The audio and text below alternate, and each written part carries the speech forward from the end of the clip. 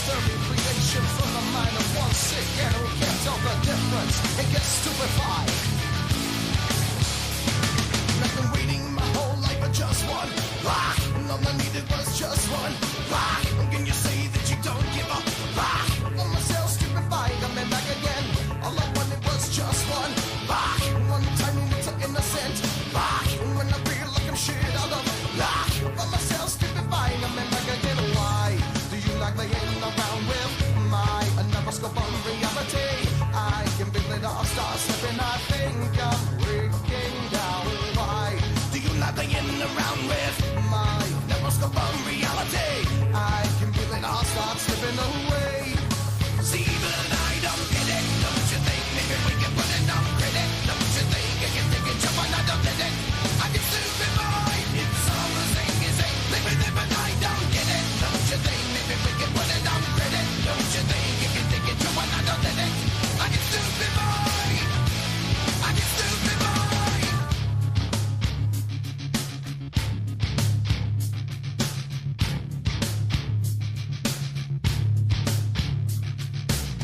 All the people in the left wing rock, and all the people in the right wing rock, and all the people in the underground rock. By myself stupefied, I'm back again.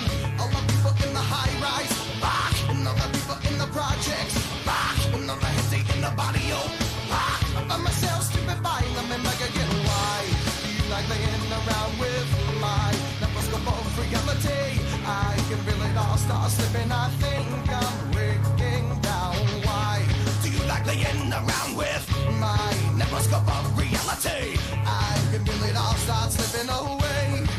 See, but I don't get it. Don't you think maybe we can put it on credit? Don't you think you can take it to another minute?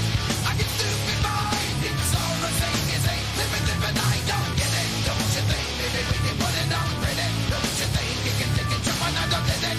I can stupid boy. I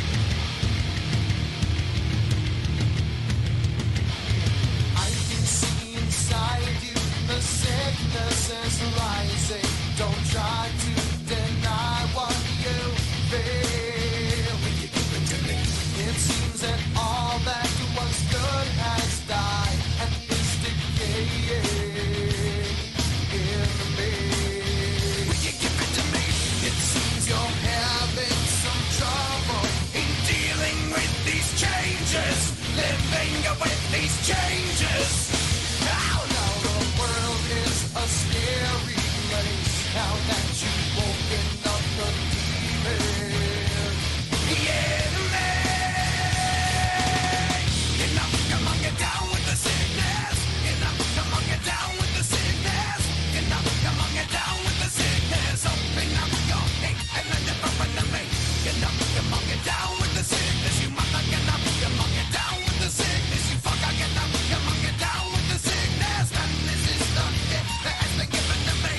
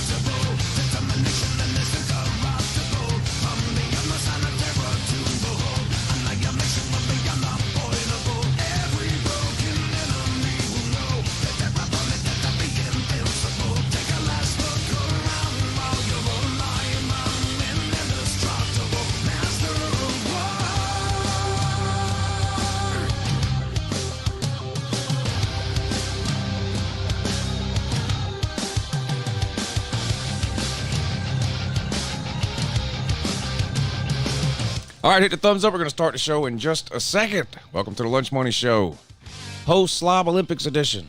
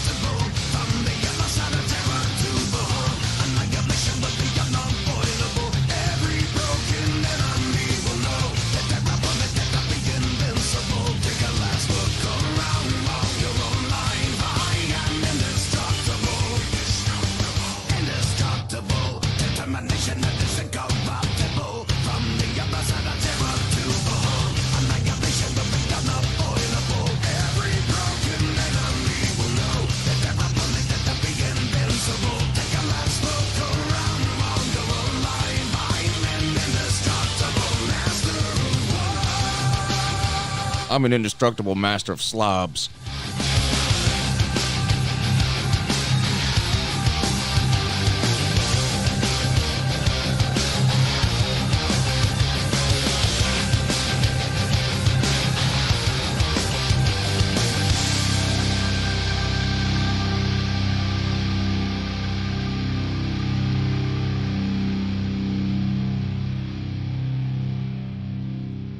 Good morning, it's Uncle Lou here. Yeah, that's right, it's me, Uncle Lou, live on LouTube for you. Welcome to the Lunch Money Show. Every Monday night with me and Pigskin Pete, either here or on his channel. Been bouncing back and forth lately. Probably should have been doing that all along. But anyway, let's welcome Pete to the show. What's up, Pete? What is up, everybody? How you doing tonight? How you feeling, buddy? Tired. Yeah, I took like a, 2-hour nap yesterday after we got home. But yeah, I was tired too, but I'm sore. I wasn't sore yesterday, but I was sore today when I got up. Yeah. My arms and my back, I don't know. Well, I'm a slob. I don't not sore. do anything. So. Not sore at all. Just tired. Yeah. I didn't fall this year, so I didn't break anything or strain anything. That's good. Yeah. Honestly, we didn't have any injuries. I think everybody was wrong on our injury over under. There were no injuries. In fact, I don't even think anybody got hurt. Never mind injured. I don't know what you would classify the TK thing. That's not really an injury. No. I mean, she almost died, but not due to any type of injury, though. Yeah, that was more of a medical emergency than an injury. Yeah, right. Yeah. But luckily she didn't get injured. And luckily she didn't die. Well, that too. Yeah. That would have been bad. That would have cast a dark cloud over the Slob Olympics. We would have had to stop what we were doing and go get Sea Dog's shovel. Oh, what, to bury her? Yeah. I mean, we couldn't just leave her on the beach. Yeah, I mean, we couldn't just leave her there to rot in the sun. Well, that's true. That would have slowed us down. I mean, we'd have had to dig the whole deal. It just would have been a mess. Well, we could have given her, you could have given her a eulogy. I mean, you're the Pope, for Christ's sake. Yeah. I mean, I could have absolved her for any and all sins she may or may not have committed. Speaking of sins she may or may not have committed, has anyone heard this? This is from BA and TK's show the other week. But have y'all heard this yet? I don't know. I mean, I haven't played with it. What else can it do? Yeah, what else can it do? I mean, let me know. Okay, so let me know in the private chat. It doesn't vibrate, so that may be a little bit of a disadvantage. I thought, oh man, this looks so cool. I just want to wear it. Like, it's so beautiful. I want to wear it every day. Then that's probably something I want to do. I work out. Right? Yeah. Well, for whatever reason, if going to work with it, that's a good idea. Right? You can change the modes on it, and you can. I don't know. I mean, I haven't played with it. So let me know in the private chat. It doesn't vibrate, so that may be a little bit of a disadvantage. Coming. So let me know in the private chat. Coming. Yeah, I don't know. That could cause a medical emergency as well. Yeah, you can. But that's what y'all are missing if you aren't tuning into the TK and or the Battle Angel show on Sundays there. But yeah, but luckily no one died, no one got hurt, no one got injured. A great time was had by all. Another successful Slob Olympics in the book. Pete was an amazing host for this year's Slob Olympics. I feel sorry for whoever ends up being the host next year because I don't know that we can top what happened this past weekend. But of course, it seems like we say that every year right after the Slob Olympics, and somehow we keep outdoing ourselves. So we'll see. Yeah, it was it was a little bit of luck involved, just like in Pigeon Forge with the weather, and we were able to go in there, but in the heated pool area. But yeah, I mean, the stars were aligned, I guess, and the weather was perfect. Which I mean, that's like you wouldn't think the weather would be such a big deal until you have shitty weather 2 years in a row, and then all of a sudden you have. I mean, it couldn't have been better weather. Yeah, it just couldn't have been. So that's a major part of it. Also, just the area and the people that showed up and the accommodations that we had. I mean, look, it wasn't the Ritz-Carlton or anything, but nowhere we've stayed's been the Ritz-Carlton so far. Right. But the staff there at the Seaside Inn couldn't have been more accommodating. I mean, they didn't mess with us one bit. As a matter of fact, they were kind of encouraging it, which was a pleasant surprise. So, yeah, I mean, it's going to be hard to top this one. Well, that's for sure. When it comes to hotels, regardless of what city we're doing the Slob Olympics in, location, I think, is way more important than whether or not it's some kind of 5-star resort or not. I mean, we no one wants to stay in a Roach Motel, but, as far as this year goes, like you said, it was perfect. We had the pool area. We were able to hang. Even that last night when we kind of got in trouble for being a little too loud on the balcony, the lady was like, y'all are welcome to go over to the pool area. It's supposed to close at 11, but y'all can stay out there as late as you want. Yeah, which we did that last night. But well, I went to bed around 3:30. Yeah. Yeah, and there were still people out there when I went to bed. So that was Saturday night? Saturday night, yeah. Oh, yeah, I couldn't make it. I think it was about 12:30 or 1 when I went in. And then we all got up. Well, I know you left early, and Rod, a bunch of people got up. They had drives, and they had to get back home. Yeah, a lot of people left early, but the rest of us that were still hanging around, there was at least 20 of us.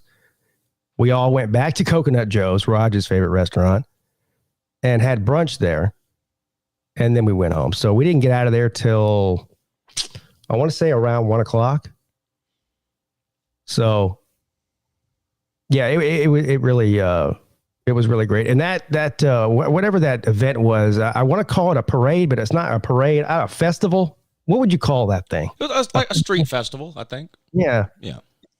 That ended up being a blessing in disguise because it shut down the streets and it shut down the traffic in and out of our hotel, and it also kept what a lot of people that were at that festival might have come to the beach that day and made the beach even more crowded than it was. But instead they were on the street listening to the bands and going to the food trucks. So it kind of kept them out of our hair and allowed us to use that parking garage for the first half of the event, which was really a godsend because of how warm it was. Yeah, I mean, I'm not going to complain about it being too warm after the first 2 years. So don't get me wrong. We needed a parking garage last year because it was too cold outside. We needed a parking garage this year because it was too hot and sunny outside. We're impossible to please is what it is. Yeah. We could have done it on the beach. I really don't think it would have been too hot. What was nice was not having to tote the cornhole boards out there. Right. And stuff like that too. So yeah, the weather was great. We could have done it all on the beach if we really, really wanted to, but like you said, it worked out great with the street being shut down. We had an area to do it down there. But yeah, it really was great. The whole thing. I mean, the hanging out the couple of days before and getting really lucky, I think, on Friday night with the dinner situation. We were able to find a restaurant that we had to wait about an hour, but they were like, yeah, we'll get you, we can seat 40 with no notice, I Yeah. mean, we complained a little, and then the next night too about nobody wanting our business and stuff like that. But I mean, Coconut Joe's. What they did on Friday is not easy for a restaurant to do. I mean, they basically cleared out 75% of their restaurant in about an hour during prime time on a Friday night. And let us sit down and eat. I don't think waiting an hour to seat 40 people is too unreasonable on a Friday night. So I mean, I was starving like everybody else was, but I don't think Coconut Joe's could have done any better of a job on Friday than they did. No, they weren't expecting that crowd. Right. And when me and Scott Kerr went, we walked up there to talk to them to see if they could accommodate us. I told them when we were walking up the stairs there, I said, I'd be shocked because it looked pretty busy when we got there.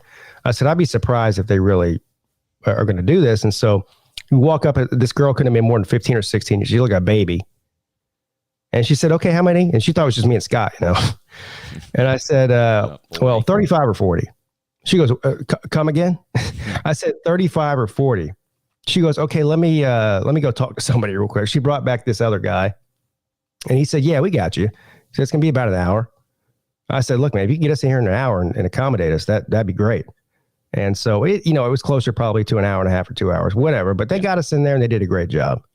My only beef or complaint about that whole situation, and it's kind of minor really, is that we did, or by we, I mean mainly Traveling Fools, I think, did try to make reservations at places weeks in advance and was basically told, no, you can't make a reservation. And then when we showed up, they're like, well, you don't have a reservation. Yeah. And we're like, well, we've spent the last 2 weeks trying to make a reservation, and you kept telling us no. That was a little aggravating that they told us we couldn't make a reservation 3 weeks ago, but then when we show up to sit down, they want to know how come we don't have a reservation. That was a little, that was a little weird, but yeah, it couldn't have gone any better. And once we got in there, I mean, I thought they served us pretty good, as quick as they could, given the number of people we had. It went. How was the brunch there, by the way, at the Coconut? It was great. I bet Raj is mad he left early. Well, they were out of a couple things. They were out of hash brown. One of their plates was some sort of hashed brown special, which looked great. It was basically like, how you get the Tommy fries? Yeah. It was that, but instead of fries, it was hash browns. Oh, okay. So like half the table was like, oh, that looks great. And it was only like 10 or 12 bucks or something. And so half the people at the table said, I want the hash browns. And they're like, we're out of hash browns. Sorry. So then Sea-Dog goes, oh, damn it. Because he really wanted the hash browns. He goes, all right, I'll get the steak and eggs. They go, yeah, well, unfortunately, we're out of steak too. Wow. Yeah. Well, I mean, we ate them out of House and Home over the weekend. I mean, I ate there 3 times. Yeah. And I know several other people ate there multiple times. So, I feel like they just ran out of food. So it wasn't their fault. But right. But yeah, but I didn't hear anybody complaining about the brunch. I thought it was great. Let me put I'll put the final standings from the Slob Olympics up on the screen, but per usual, the actual Slob Olympics themselves are really like the least interesting thing that happened the entire time we were there. I mean, I am happy I won it. It was a lot of fun. I never thought I would come anywhere close to winning one of these things. Just because of some of the physical events, I just figured there's just no way I can finish high enough in enough events. But sun shines on a dog's ass every once in a while. Once I won the spelling bee, that's when I figured I might have a shot. And you know what? It also helped me a couple of events on the beach, the frisbee throw and the volleyball deal. I ended up going like either last or really close to last. And I knew at that point in the competition, if I wasn't winning, I was like top 5. So I got to see everyone else's points. So like I didn't even have to try to hit the second or the third circle. I knew because no one else had more than 6 points, which was 2 shots into the short circle. So I knew if I just aimed for that short circle and got 3 or 6 points, I wouldn't fall that much further behind from anybody else because nobody had done any better than that. So I didn't have to try to come up with any strategy like of trying to hit it into the furthest circle or something because I got to see most other people go already. So there was some strategy involved. And I'm not going to lie to you. We make fun of certain people who have been to the Slob Olympics a few times for trying way too hard. I don't think I've ever tried as hard at anything in my entire life as I tried at that bat spin, because I thought that might be the event that knocks me out of winning, because I don't run that well. And you don't know how dizzy you're going to get. I didn't practice spinning around in a circle. I had no clue how dizzy or not dizzy I was going to get compared to some other people, you know. But I haven't tried as hard. I don't think I've tried as hard at anything in my entire life as I tried at that damn bat spin, because I didn't want to get such a terrible time in that event that it knocked me so far back I couldn't come back. I ended up doing pretty good. I think I came in second or third or something, fourth maybe in the bat spin, but it's top 5 for sure. So shout out to Uncle Lou. I did win. And so there's the standings. Pete, you came in 5th. So we pretty much came in opposite of what we said we were going to come in. I think I said I was going to come in 5th, and you said you were going to come in 1st. That's right. I came in 1st, and you came in 5th. I think anything in the top half is more than respectable. So we had 24. I think anybody in the top 12 should have some bragging rights. Top 12 is pretty good, I think. I do too. And even though I wanted to win this thing because it was on my home turf, I was still happy with my finish because I drew a goose egg in I think 3 events. And to have a goose egg in 3 events and still be in the top 5 is pretty impressive. That shows you how good I did in most of the other events. I'm sort of the opposite of you. Once we got on the beach, I knew I was still in the top 5-ish at that time, and I knew I was still in the running, but I had to nail a couple of those events. And unlike you, who was being strategic and conservative, like with the frisbee throw and the volleyball deal, I got a little more greedy because I didn't want there to be any question. I should have just gone and got as many points as I could get, but I wanted to get some of the bigger points. And of course I failed miserably. And so that ended up coming to bite me at the end of it, but I'm still happy with my finish. Yeah. Let me mention something else too. If you're anywhere in the top 10 on this list and you're not obese, you dominated everyone else in the top 10 in the events, because the BMI deal, well, I'll just give you an example using myself. I was 9% fat on the BMI, which means I started with 9 points. You get a point for every percent body fat you were. So I started with 9 points. But look at some of the names on that list and just think to yourself, how many points do you think they started with? Like Sea Dog. How many points do you think Sea Dog started with? Rec Talk started with 40 points. Sea Dog, not far behind that. Who else on this list? Like Jackpot started with a ton of points. So if you're not obese and you still finished in the top 5, you dominated the actual events. Like me, Pete, Golden Dew Man. Because we all scored, like, what'd you score, Pete? 8? No, I was in like 20. What? Yeah. How are you 20% fat? Sir, you're the one that did it. Oh, yeah. So I try to explain this to people that you already know looks can be deceiving. Okay. Now I will give myself credit for this because we were talking before the event when we were all congregating and I came down in the wetsuit and you looked right at me and you're like, man, it's going to be hard to get a good piece of fat because that thing's like a pair of Spanx. Yeah. That thing sucks you in, right? Yeah. Really tight. So when you said that, I go, I'm gonna make sure that I get, my real points for this.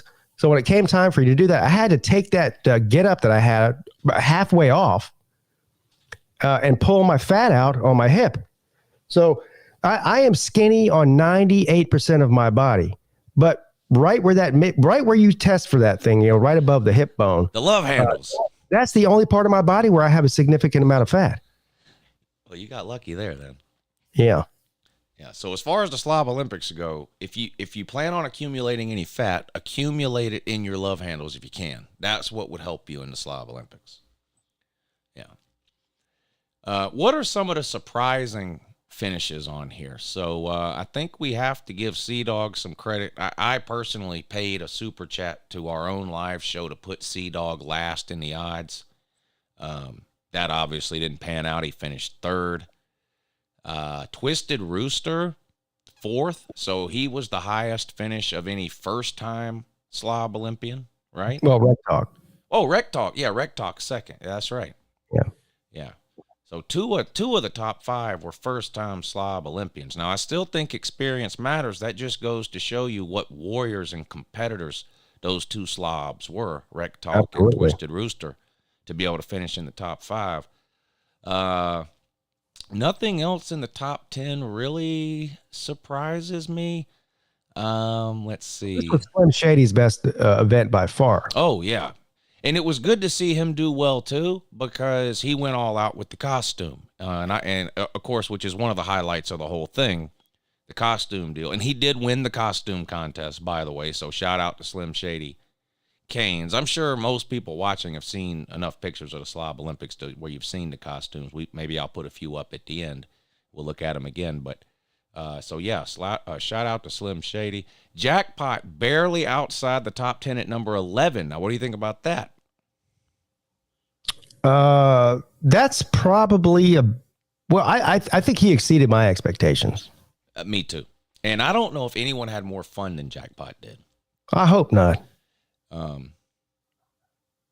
You mentioned earlier today on your show what we ended up doing with the Most Valuable Slob Award, and it really wasn't even up for debate. That was just the right thing to do, and there's no question about it. But had that situation not existed, I think Jackpot would have made a strong case for Most Valuable Slob this year. I think so too. Yeah, he had a lot of fun, and it looked like his wife didn't mind it all that much either. Like, I think I don't know if she went for Carolina Jackpot. Could this be that shocking? Right. I didn't get to spend as much time talking to her as I wished I could, but she didn't look like embarrassed or ashamed or run off and hide or anything. Like, she looked like she was having just as good a time as everyone else's, girlfriend or wife or family that they brought or whatever. Which is always nice to see, because we might joke around about different things a lot, but it's a lot easier to attend these types of things if your girlfriend, wife, spouse, significant other, whatever, is kind of okay with it. It makes it a lot easier. So that was good to see. Hopefully we'll see Jackpot again next year. I'm sure we will. I think that we will. I think we won him over, and maybe we can get him to convince Rob to come next time. Yeah, I think we can do that too. Yeah, I think so too. But I walked up to Carolina Jackpot's wife to introduce myself, and I told her who I was, and the only thing I said to her was, "We love when you scream at Jackpot on the live streams," and she just started laughing. She was a trooper. The biggest rivalry, I think, leading up to this year's Slob Olympics, Nate the Great versus VicTube. And Nate the Great came out on top. He finished 12th. VicTube finished 15th. Nate the Great finished with 115 points. VicTube with 104. So 11 points separated Vic and Nate the Great. And Nate the Great did not waste any time rubbing it in VicTube's face. He pretty much started immediately once the results were announced, and has been going nonstop with the making fun of Vic ever since. I'm going to say, now that I'm reminiscing about the event itself, Nate might have been one of the most impressive slobs this weekend. I mean, 12 is nothing to sneeze. Is that his best finish yet?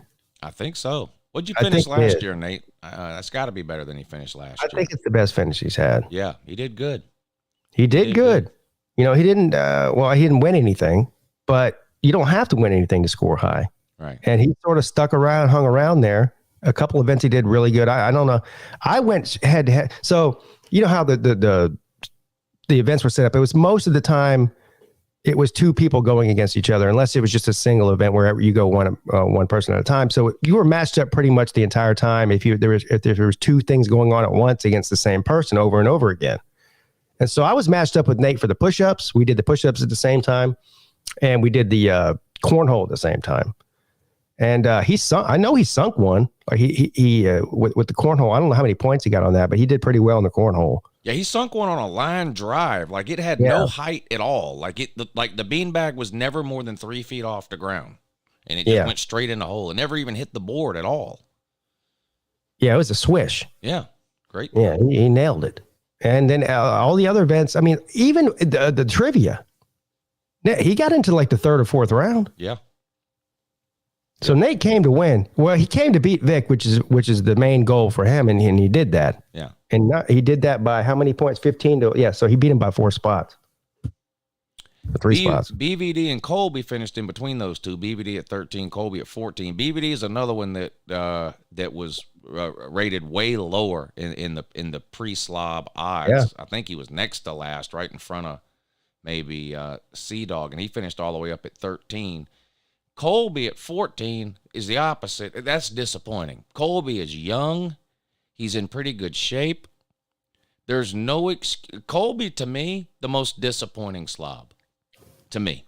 In And he terms of won where an they event. finished. He won the tater throw. Yeah. And still only finished 14th. And I Yeah. think I know why it is. Why? With the yoga pants? His yoga pants. There is absolutely no excuse for a grown man to be running around in yoga pants. None. He had ass camel toe.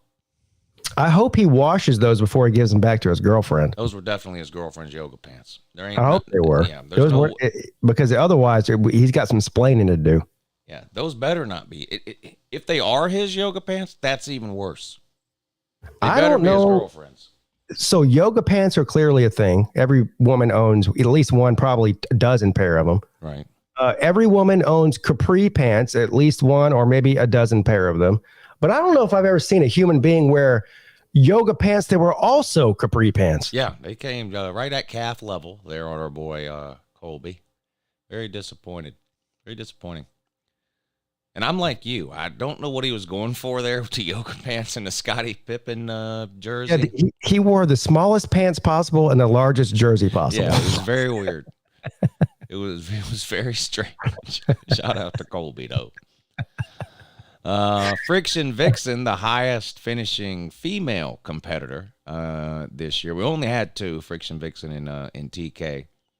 Friction Vixen finished 16th, TK 23rd. We already mentioned TK's near-death experience. This was a situation where, well, let's just call it like it is. Friction Vixen is younger, and she has 2 years worth of slob experience, whereas TK was a rookie. That you can chalk that up to that. That's just what that is. So, Yeah. what are you gonna do? There's nothing you can do. K Dog at 17 to me is pretty impressive. Yeah, that might be his highest finish ever. Yeah. Nick DTV at 18. Now, I had never met him before, but after meeting him and seeing him, if you would have asked me right before right before we started on Saturday morning, I would have guessed that's a top 10 contender there. Oh, absolutely. He was in pretty good shape. A little, Hell, on the he younger side. won the bat spin, right? Was it him that Pretty one sure the he did. backspin, or was it Rec Talk? No. remember. So the last 3 or 4 guys that went were kept one-upping the one before him, and I'm pretty sure that Nick DTV He did won win it. the backspin. He did win the bat spin. Yeah, Yeah, you're right. so he That's won right. the bat spin. He also finished top 3 maybe in the push-ups. He did like almost 50 push-ups, or maybe he did do 50 push-ups. I don't know. He was in the top of that too. So that just shows you. And this is what people need to understand. This is the reason that we do half physical basically and half mental. Yes. Because you have to look to be a perfect slob. You have to be well-rounded. You can't just come in there and be a physical beast and win those events and shit the bed with the other ones. It's all about being well-rounded. So even though he finished first in one event and in the top 3 in another event, he still barely cracked the top 20. Yeah. You know, so I guess you got to brush up on your mental skills next time, Nick DTV. But he did great though. Let the Big Dog Eat at 19th, another first-time Slob Olympian. Cousin Casey at 20th, first-time Slob Olympian. Zona Tucson, 21, first-time Slob Olympian. Now would be a good time to mention, too. So Zona Tucson traveled all the way from Arizona. Tennille traveled all the way from California. Yes. And we had somebody from Ohio, too. Yeah, Zeus man. Zeus. All the way from Ohio. So All the way from Cincinnati. Yeah, any of those three on its own would have been the furthest anyone has traveled to the Slob Olympics. But prior to that was Neo and Lizard Man when they drove from Texas that first year. Yeah, I don't know. I think Nebraska's further than Ohio. Like, Oh, Nate, is it? But, Oh, you might be right. yeah. You might But be right. Ohio still. I mean, it's a 12-hour drive. Yeah. So, or 13 from Cincinnati, probably. I always forget about Nate being in far away for some reason because it feels like he's just around all the time. Yeah. I always forget he's that far away too. But Zona, man, he worked all day Thursday, got off work, went home, showered, packed, went to the airport, spent the entire overnight on a plane from Tucson to Atlanta. Yeah. Then had to wait like a 2-hour, 3-hour layover in Atlanta. Then flew into Charleston. Then Ubered to Isle of Palms. You could tell by the time he got there, this guy was spent. Right. But like a trooper, he hung in there, still showed up, competed, and then had to fly right back yesterday to Arizona, and I believe go to work at 6:00 this morning. I don't know. I haven't seen the guy on any of the live streams today, and I understand why. The guy's he's probably hurting right now. Well, so and not only did he do all that traveling to get there, he got to the hotel at about 10:30 in the morning. Yeah. Friday, right? Yeah, that's about right. Friday. Yeah. Couldn't check in till like 3 p.m. So he didn't even have he couldn't even go take a nap when he got there. Yeah. Now I took him in my room and let him put his bags and all that in there, and I had some pizza that I heated up for him to eat for lunch and stuff like that. But he had to like traipse around with us all day to the gift shops and to lunch and all that stuff. Yeah, the poor guy, he probably just wanted to go lay down and get a couple hours of sleep. Well, yeah, because as soon as his room was available, I went up and I got his book bag and gave it to him, and he checked into his room, and we didn't see him again until the next day. He went and slept all damn day. What happened to Zona? Well, hell, man, the guy needs a couple hours to himself. And then you got the jet lag to factor into that too. Oh, I mean, you talk about a 3-hour time yeah. difference from where he came. So yeah, he was a trooper, and a lot of fun too. He's a really nice guy, a lot of fun to be around. He's an example of what this whole thing's about, Yeah. For him to sacrifice like that and fly all across the country, I mean, that tells you all you need to know about him. Yeah. Huffer Billy Paw at 22. Would you put Huffer Billy Paw in the Raj category when it comes to competing in the Slob Olympics, or? Well, no, I don't think it's that. Raj competes in like 3 events. Like, that's it. Like, yeah, I understand where you're going with this. As far as caring how you finish, yeah, I would put him in that category. Yeah, and I don't mean that in a derogatory way at all. Like, the point of the Slob Olympics is to come and have a good time and act a fool and dress up and hang out with everybody. And no one does any of that better than Huffer Billy Paw and Raj, period. Yeah. Period. But some people do take the Slob Olympics more seriously than others. Like, you've got, on one extreme, you've got like the Big Dog Bretts and the Tiger Baskins of the world.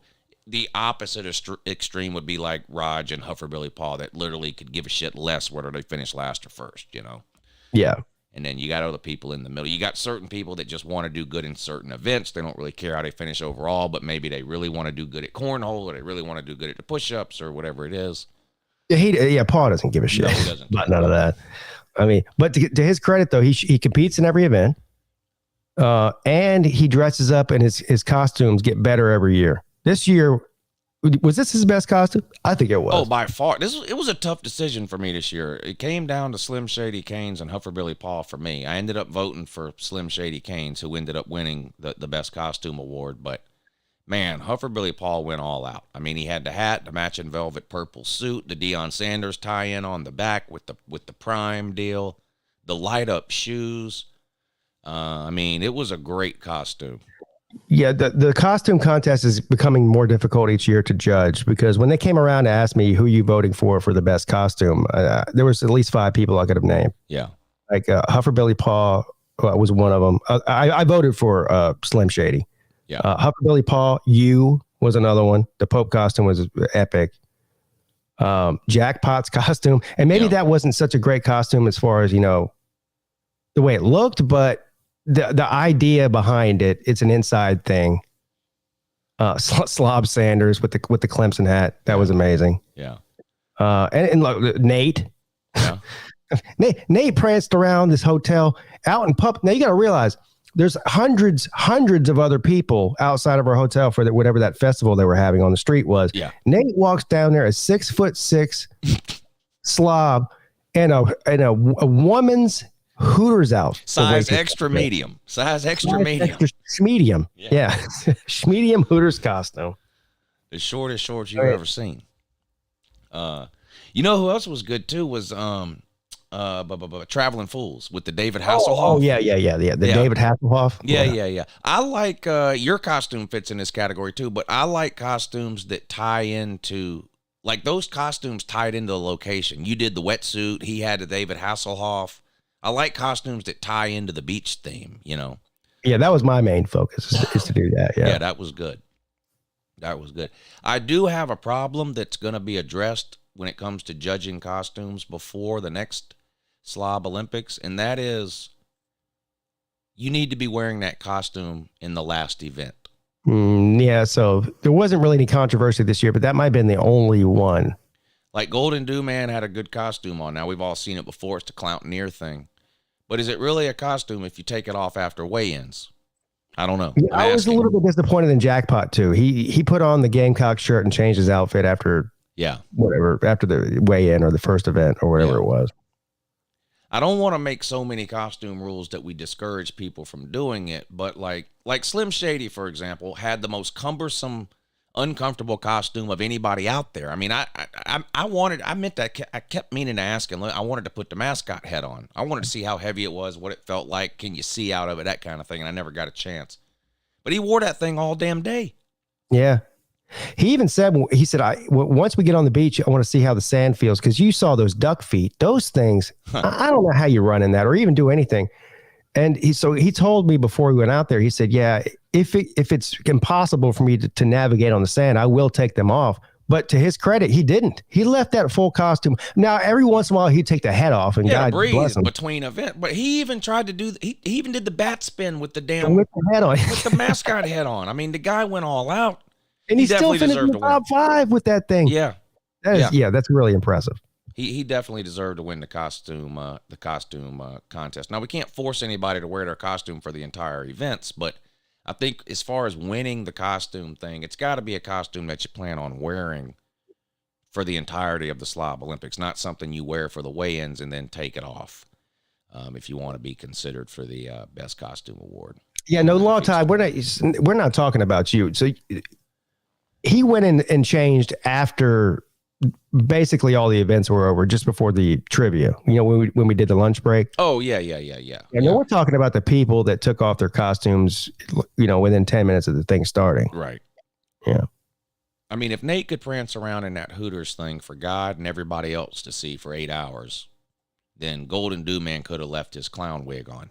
Yeah. And I don't claim to have, clearly Slim Shady and maybe even a couple of other people had more uncomfortable costumes, but I can go ahead and tell you right now, what I was wearing was not comfortable at all. For anybody who's ever worn something like that, and I don't know, maybe I got the wrong size. I don't know. I'm not a surfer or a diver or anything like that, so I've never worn a wetsuit before. Yeah. But I might have been a size too small, but it is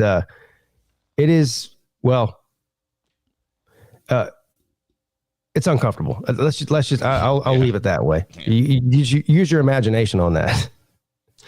Another one that was good that I don't think got the credit it deserved was Rectex, because he had like 6 or 7 little accessories added on to his costume that individually weren't that big of a deal, but like together it really made it. Like he had the Harry Potter wand, he had the pocket protector, he had the calculator. He didn't have the pocket protector. He had the fanny pack though. The fanny pack, yeah, the clear fanny pack. Yeah, and it had candy in it and an inhaler. Yeah. I told him the only thing that he was missing was the pocket protector. Yeah, he had on a white dress shirt tucked into khaki shorts with black suspenders. I mean, yeah, he went all out too. That was good too. I was very impressed with the costumes this year. They were great. They were great. That's a great group picture there at the very beginning, right out in front of the hotel with the street in the background that the people took from up on the balcony looking down Yeah. at all of us. Those are great pictures. Yeah, they are. Yeah, those are really good. Those are really good pictures. We got a standing ovation when we walked out on the beach in our costumes. You remember that? Oh, yeah. People started hooting and hollering and clapping. Yeah. Oh, boy. The looks on people's faces. It was really something. It really was. Who was that guy that walked up to you that had the red flags, the old guy? Well, I don't know who he was. So, you know, we moved down the beach a little bit from the hotel to do the event, so we had enough room. And those were houses up there. And his family, he was from up north, I could tell from his accent. His family had rented that house for the week. And he said, he came down there and he tapped me on the shoulder and I turned around and he said, me and my family have been sitting up on that balcony, and he pointed up to one of those houses, watching y'all for an hour and a half. We can't stop watching. And I had to come down here and just find out what the hell is going on. So I gave him a brief explanation. We're a bunch of YouTubers. We do this once a year, the Slob Olympics, a series of silly events that we do, and we dress up, and you know, we do it in different locations every year, blah, blah, blah. And he said, well, is there any money on the line for this thing? And I said, no, believe it or not, we actually do this dumb shit for free. He was a really nice guy. And then he stayed down there for, I don't know, 15 or 20. He stayed down there and watched an event or two and went back up to his rental house or whatever that was up there. So we were doing it right in front of his house, huh? Yeah. Yeah. Yeah. I had a couple of groups of people come up and ask what we were doing. I had one guy come up to me and go, do you mind if I get my picture taken with you? It's been my lifelong dream to have my picture made with the Pope on a beach. I said, yeah, man, go ahead. I was telling everybody that, you know, you walk, so we did it towards the top of the beach, not as far away from the water as you can get, like between, near the dunes, because I mean, the rest of the beach, there was just too many people. We couldn't do what we were trying to do. Right. But you notice when we walked out there, everyone's facing the ocean like you normally do when you go to the beach. About 20 minutes later, I start looking around. Everybody in that vicinity had turned their chairs around to face us instead of the ocean, because what was going on over there was way more interesting than watching the waves crash. You know what I'm saying? Yeah. Yeah. Now, most of them probably didn't have the balls or, you know, to walk up and ask us what we're doing. They just left us alone, but they were definitely all watching. Yeah. Yeah, it was great. Yeah, when we first walked out on the beach, because we did the first 4 or 5 events in the parking garage there, but then it was time to go out on the beach. And when we first kind of walked out there, I think Slim Shady was one of the first ones, like leading the pack. I was like somewhere in the middle. And you could just, it was almost like slow motion. You could just see, you know, if you're standing with a group of people facing a certain direction and all of a sudden somebody starts looking the other way, then the other person wants to see what they're looking at, so they turn their head. It was like a slow motion domino thing. Like you could just, one at a time, you could just see everybody turn their head and look back, and it's like the car wreck deal. Like they couldn't stop looking. And then we walked right by those people playing volleyball, and just, I mean, they didn't know what to do or say. I mean, they just kind of like, stared at us. In the world. Yeah, they just stared at us. The volleyball, when we first walked by them, because me and you were kind of leading the group, walking out there first. Everyone's clapping, and so the volleyball. I don't know how many people were playing volleyball. You think 15? There was a bunch of them. It wasn't a regulation volleyball game. There was a ton of people on that court. Yeah, and they're hitting the ball around. They turn around and see us. The game comes to a complete halt. Yeah, they didn't know what they were looking at, and so we walked by them, and I said, "Everybody, Pope Lucius I has blessed you." Like, what the fuck? Tell everybody the story. So we walked past the volleyball net because there was just like, there was an open area of sand past the volleyball net where nobody was. And the first thing we were going to do was the potato throw. So we were like, well, let's go right over there past the volleyball net. That's plenty of room. We could throw the potato. We don't have to worry about hitting anybody. We get lined up. We get ready to start. Like these 3 innocent bystanders just like come out of nowhere and plop down right on the beach, like right where we were getting ready to throw the potatoes. And you had to go down there and have a conversation with them. How did that go? Yeah, so we were all in the clear. The reason we chose that spot is mainly because of the potato throw, but also the other events. But we knew that there's certain people like Colby and a few other people who could throw that thing, I don't know how many feet, hundreds of feet. So we're getting ready to go. We're going over the rule. I look down there and there's these 3 kids. I call them kids. They're probably 18, 19 years old. I don't know, high school kids probably. And they're out there and they put their chairs and their towels down and they start throwing the football around right where we're about to throw the potatoes at. So I said, I'm looking around going, I don't want to mess with these people and tell them to move, but there's really nowhere else we can do this. So they're going to have to move. So I walk down there. Now, again, I'm dressed, in a wetsuit with a mullet and I had a potato in my hand and I walk right up to them and I said, hey guys. And they're like looking at me like, what the hell does this guy want? And I said, you're going to probably have to move because we're all, and I pointed back to all of us and they looked over there and they saw this big crowd of people all dressed up. I said, we're all about to throw potatoes down here. And he goes, what? And I said, we're all about to throw a bunch of potatoes down. He goes, why? And I said, well, I don't have the time to explain to you why. I'm just telling you that's what we're doing and we don't want to hit you. So you might want to move closer to the water so you're out of the way. And he was like, all right, man. Or he called me sir, of course, because they were kids.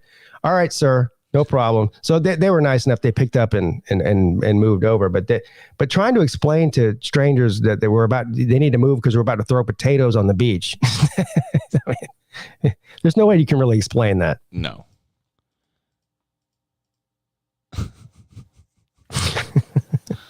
Here's the group picture. I think there might be 1 or 2 people that didn't make it out in time for the picture. This Friction Vixen, maybe. And I don't see BBD either. So the only slob angel in there is TK. Mrs. Pete was still getting dressed and getting, dealing with the kids. And obviously Battle Angel was up, taking the pictures. So TK, Mrs. Pete, Battle Angel. I'm trying to see if I can't think of anybody else. Friction Vixen. Yeah, Friction Vixen. Yeah. Might have been it. But yeah, that's quite a picture there.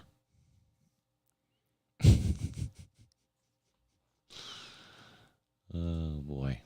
Vic was dressed as a pirate. Yeah, had the hook on his hand, the hat, had a 6-shooter on his hip. Yeah. And to cap it off at the end of the night, we made the old pirate drink a shot of rum. That's right. Saturday night, Vic Tube.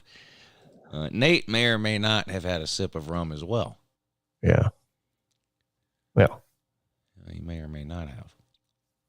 Oh, it's pretty. I didn't know if Vic was going to be up for it, but he was game for it. As a matter of fact, I gave him a little, like a tiny little taste, and he goes, and we all started clapping. He goes, more. I said, you want more? I said, okay, let's polish this thing off then. So, it was just like a tiny little bit, but yeah. But instead of, he could have pretended like he took it and we all would have believed him, but he wanted to go ahead and finish it off. So shout out to Vic for that. Yeah. Oh man. What about some of the stories not involving the actual Slob Olympics? Some of the stuff that went on the days before, the days after. What about Thursday night at the Windjammer? What do we have to say about that? Well, there wasn't really anybody there Thursday night. Well, I'm not talking about the Slobs. I'm talking about just on the island for whatever reason. It was weird, right? Because you got there on Wednesday and we came down to meet you guys for dinner. Yeah. And when we first got there to meet you guys for dinner, we couldn't find a parking spot. We had to go do a couple of laps around. And I was like, well, this is really weird for a Wednesday night for this to be this many cars down here. But even when we went to the restaurant on Wednesday night, there was people in there. It wasn't dead. But then on Thursday night, we went to the Windjammer. And I don't know how many people we had in there. 15? Something like that. Yeah. Something like that. And there was really nobody in there. There was 1 or 2 local beach bums that probably hang out there every night, and then us. Yeah. But that ended up being okay. Well, now some people did show up later. The Chads and the Brads. Oh yeah, the Brads and the Chads did show up later. And Raj was not happy about that. And the Terrys and the Sherrys. And that bothered Raj quite a bit.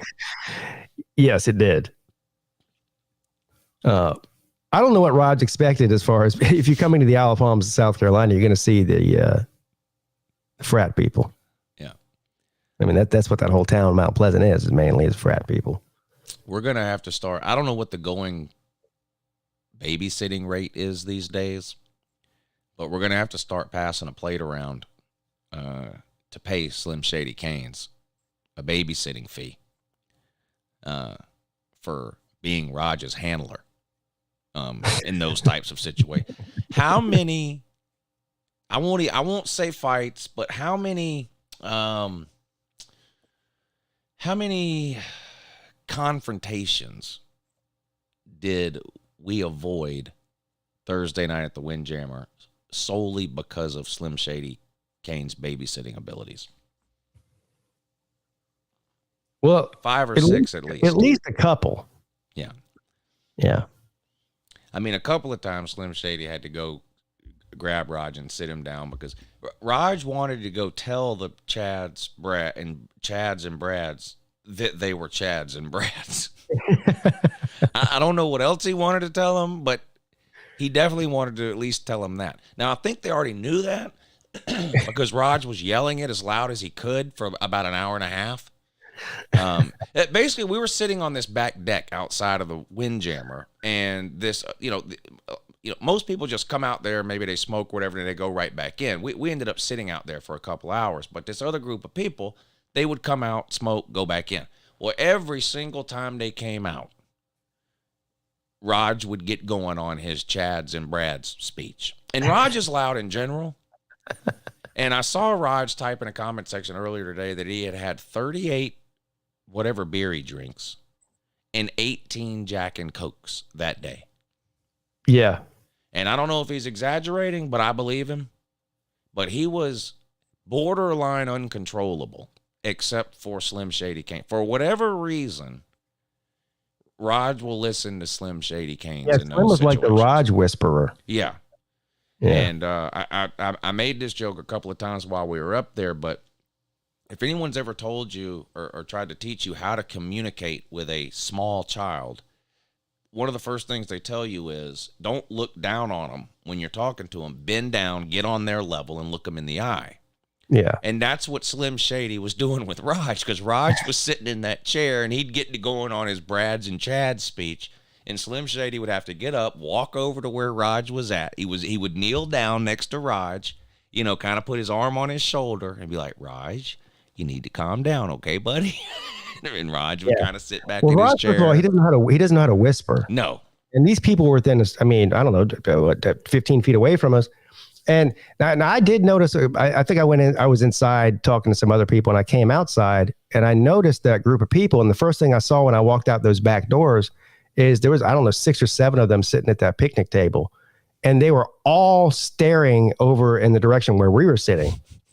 And so I walk over there to Raj, not thinking, I should have known better. I go, what's up with those? They're staring at us for some reason. And then, of course, that set them off. Well, I didn't know that the reason they were staring at us was because of him in the first place. So I got him going again. On and on with the Brads and the Chads. I guess there's an Abercrombie and Fitch convention in town. Here come the Brads and the Chads and the Sherrys and the Terrys. And then he refused to go to the dinghy across the street for the same reason. Yeah. He walked in there one time for like 2 minutes, walked out, said, I'm never going in there again. It's a Brad and Chad convention. Abercrombie and Fitch must be having a sale in there. Like I'm like, what are you? Just on and on and on. Here's another funny thing. So, well, first of all, shout out to Roger. He really helped me out because when we were getting ready to on Thursday to drive down to the island, we were packing the car and we realized we were the only ones that had cornhole boards and beach chairs and stuff too. And it was me, Mrs. Pete, and both of our kids and all of our shit. And so there was no room in our little Jeep for the cornhole boards and the beach chairs and everything. So I called Raj I think I don't know, he might have even called me. But anyway, I said, look, man, I'm having an issue with, I'm going to have to make 2 trips. I said, because I can't fit the cornhole boards and the beach chairs and shit in my Jeep. He goes, well, hell, man, you're on the way. I'll just swing by there, maybe 10 minutes out of the way. I'll swing by there and pick them up for you and bring them down there. I said, that would be great. So, but anyway, so he comes to the house here and he picks them up and he takes them down there. So I think it was Friday night. Sea-Dog says to me, he says, so what's up with this neighborhood you live in? I go, what do you mean? What's up with the neighborhood I live in? He said, I don't know. Rod said he went to your house to pick up your cornhole boards. And he said that you like live in some kind of like cult community. I go, what? He goes, yeah, man. He said that he'd never seen anything like it. I said, he's never seen a neighborhood before. He goes, yeah, but you got a Starbucks and a Chick-fil-A and a Publix and all this shit right there in your neighborhood. I go, yeah. And so Raj was running around telling people I lived in a cult neighborhood. It's something like he's never seen before. Well, I know he told me he was pissed off because when he left your house, I don't know what time he got to your house. Was it like traffic time? Was it like 5 o'clock? I don't know. But anyway, he got mad because when he left your house, he had to sit through like 8 red lights before he could turn left at that main street there. Oh, and he was saying they got a Starbucks and a Abercrombie and Fitch, whatever the fuck, I sat there for an hour waiting to turn left. And these golf carts come zooming past me. It pissed me off. He tried to tell somebody I couldn't even pull like my truck in there. That's first of all, now that is bullshit. But he pulled right in my driveway. I don't know what he's talking about. The guy 2 doors down from me has a giant dually and a friggin' boat in his yard. So he definitely could pull in there. I just thought that was funny. I was like, what did he say? I live in a cult community. And then, like you were saying, when we first got to the Windjammer, there was really nobody there other than us. So when we would go out to smoke, Raj would pee off the deck because he's Raj. I mean, the Windjammer does have a bathroom, but it's Raj. So he was, and we've all seen him pee off his deck at his house. It's no big deal, but he was doing it at the Windjammer. And I guess it was okay at 8 o'clock when no one was there or whatever. But by midnight, there was other people there. It wasn't crowded, like you were saying, but there was a couple of other groups of people there. And one of the groups of people was like these 6 girls, the Sherrys. He kept the Terrys and the Sherrys. He kept calling them. Sherrys, yeah. Yeah.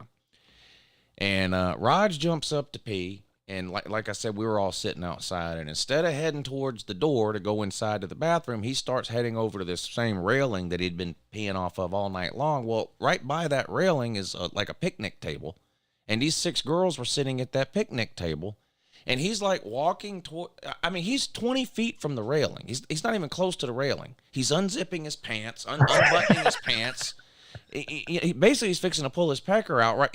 And just wave it at these girls while he walks over to the rail. And once again, Slim Shady Canes, jumps up with the quickness and kind of grabs him from behind and turns him around towards the door to go inside. And he's like, Raj, you cannot pee.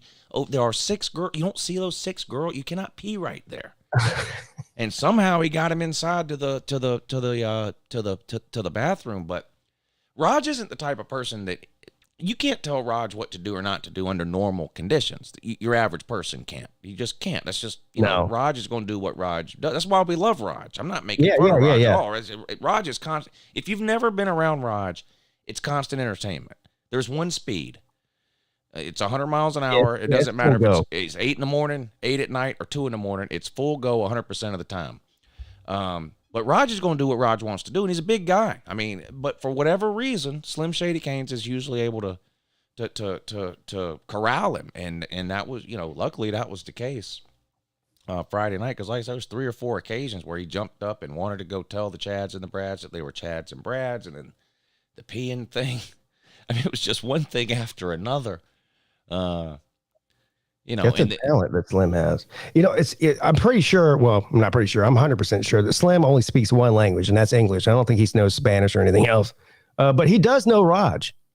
Yeah. Yeah, for sure. Yeah, he can speak Raj. He can speak Raj. Yeah. Kept Raj out of some trouble, I think.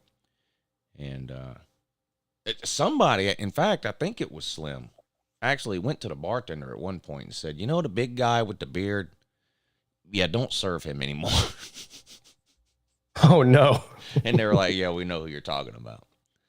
And it wasn't long after that they finally convinced him to leave. But now poor Mrs. Raj, because she can't get him to do anything or not do anything either. And she was worried about getting him back to the hotel, which is literally just right next door. But still, he had to walk all the way through the deck, into the windjammer, all the way through the windjammer, out the front door, down the steps, down the street, up the steps of the hotel. I think it was Colby that volunteered to go with him to try to help get Raj home. And he ends up falling down the stairs of the windjammer. Oh, yeah, I heard about that, yeah. Well, he told us about that, yeah. Yeah, he said he chipped his tooth. Now, he was feeling no pain, but wow, I mean, it was something. I think Raj was a little bit perturbed with himself. He actually apologized. I mean, I told him, I said, you don't need to apologize to me. I said, he didn't do nothing to me. No, he doesn't need to apologize to anybody. I'm not. Yeah, it was all hilarious. First of all, I've been in the situation he's been in before when you're like in that condition, and then the next day you're like, oh, I hope I didn't say or do anything. I mean, look, nobody got in any trouble. Nobody got in any fights. No. He never even got in any screaming matches with anybody. It wasn't anything like that. It was just Raj being. I mean, like I said, it's why we love exactly. Raj. And that's what I told him. I said, look, man, you don't got to apologize, man. So you didn't hurt my feelings at all. I thought I had a great time with you, buddy. Yeah. So now I think he was a little upset at himself because I don't think he quite felt himself like the next day or two. I think he maybe he overdid it with like drinking wise a little bit, and he wasn't 100% the next couple of days, and maybe he feels bad about that, but he shouldn't feel bad about anything he did. No. And again, I've been there. Yeah. So yeah, we all have. Right. But he's the first one up every morning. I can tell you that because I wake up pretty early.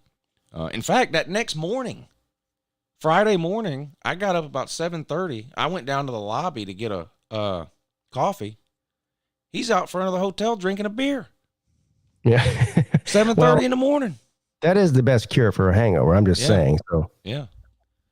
And believe me, I've been there too. This Up and Smoke clown, you might as well come to the Slob Olympics, man, because you clearly love it. Your competition is clowns? What?